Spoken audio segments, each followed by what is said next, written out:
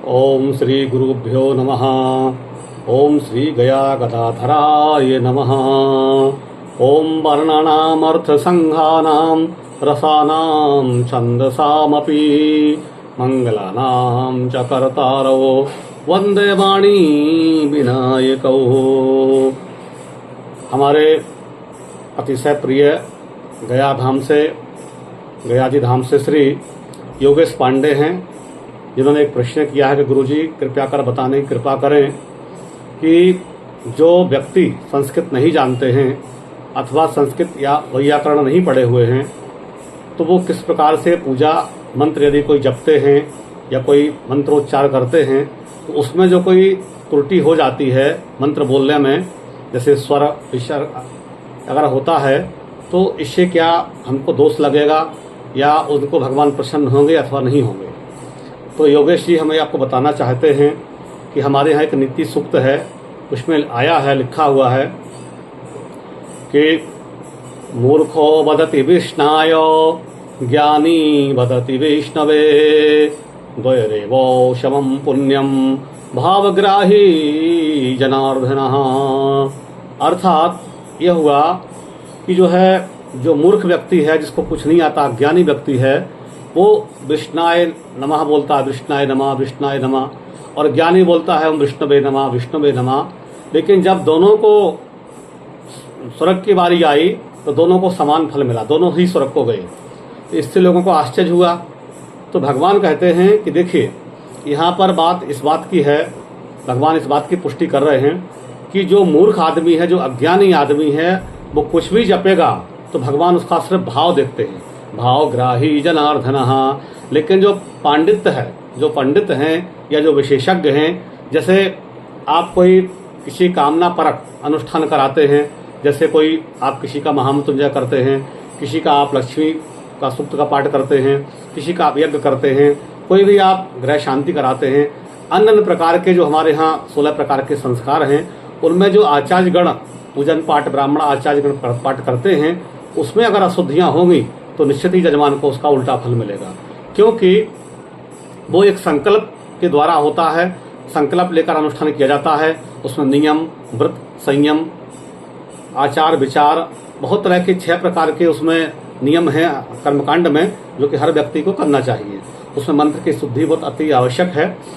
लेकिन जो है आप भाव से कोई पूजा करते हैं, जो भक्त होकर पूजा करते हैं, तो भक्त के लिए भगवान सब कुछ माने क्षमा करने के तैयार हैं। भगवान कहते हैं कि जो भक्त हमारा जिस भाव से अनन्याश्चिन्तयन्तो मायो में जो जना पासते तेषां नित्याभियुक्तानां योगक्षेमो वहामहम्।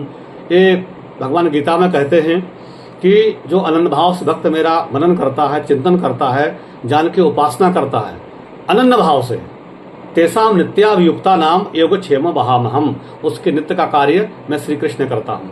तो ये भक्तों के लिए भगवान तो हमेशा रहते हैं, लेकिन जो ज्ञानी हैं, विद्वान हैं, उनके लिए तो बहुत संभल के पूजा पाठ अनुष्ठान कराना चाहिए, करना चाहिए। यदि कोई अनुष्ठान में आप कर रहे हैं तो वहाँ निश्चित ही मंत्रों का और सब चीज़ का नियम लागू होगा। अब एक गुरुजी के पास एक सज्जन गए, एक शिष्य गए, तो उन्होंने कहा गुरुजी हमारी पत्नी आईसीयू में है, तो आप कोई हमको ऐसा मंत्र बताइए कि जिससे हम कुछ उनको कर सकें, उनका जो रोग है, उनकी पीड़ा है, दूर हो सके। तो गुरुजी ने एक मंत्र दिया दुर्गा सप्तशती का कि आप जाके बोलना कि भार्या रक्षतु भैरवी, ओम भार्या रक्षतु भैरवी, भार्या रक्षतु भैरवी, भार्या रक्षतु भैरवी। इस मंत्र को तुम जप करना, भगवान चाहेगा, माता की रानी कृपा होगी तो आपकी पत्नी अति शीघ्र स्वस्थ हो जाएंगी। ऐसा एक मंत्र दिया। अब वो शिष्य वहाँ से लेके गया, वो रास्ता में भूल गया। जब मंत्र वहाँ हॉस्पिटल में चालू किया उसने, तो पत्नी उसमें आईसीयू भी थी। तो मंत्र में वो बोल रहे हैं कि भार्या भक्षतु भैरवी, ओम भार्या भक्षतु भैरवी, भार्या भक्षतु भैरवी। रक्षतु की जगह भक्षतु करने लगा तो उनकी पत्नी तत्काल से भगवान के धाम चली गई। अब शिष्य कुछ दिन बाद अपना नित्य कर्म जो उनका होता है, क्रियाक्रम करने के बाद अपने गुरुजी के पास गया, बहुत उदास हुआ, निराश हुआ। कहा गुरुजी आपने ऐसा मंत्र दिया कि हमारी पत्नी तो जैसे ही हमने मंत्र पढ़ना शुरू किया उसी क्षणों में जो है ना भगवान को प्यारी हो गई। तो गुरुजी कहे कौन मंत्र हमने दिया था आपको, मंत्र बताइए कैसा आपने बोला है। तो बोले कि हमने बोला है कि भार्या भक्षतु भैरवी, भार्या भक्षतु भैरवी। गुरु जी बोले हम तो हमने ये मंत्र आपको नहीं दिया था, हम तो मंत्र लिखाया था ओम भार्या रक्षतु भैरवी, ये मंत्र आपको लिखाया था। तो सज्जनों, कहने का तात्पर्य ये हमारा है कि वो आईसीयू में थी, उनकी मृत्यु होना निश्चित था, उन्हें उनका समय आ गया था। ये समझाने के लिए शब्द बोला गया कि यदि आप जैसा उच्चारण करेंगे, आप जो है मुंह का संबोधन पैर से करेंगे, पैर का संबोधन कान से करेंगे, हाथ का संबोधन पैर से करेंगे, पैर का संबोधन हाथ से करेंगे, तो सारी क्रियाएं उल्टी हो जाएंगी। इसलिए विद्वता का बहुत महत्व है जीवन में। और जो भक्त हैं, जो अपने आप को अज्ञानी मानते हैं, वो उनके लिए कोई नियम लागू नहीं होता है। तो सदैव भगवान के सामने भक्तों को अज्ञानी बन के ही रहना चाहिए, तो भगवान सब उनकी लाज रखते हैं। इन्हीं शब्दों के साथ हम भगवान के चरणों में नमन करते हैं।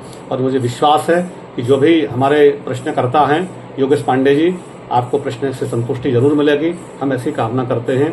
हर हर महादेव की जय।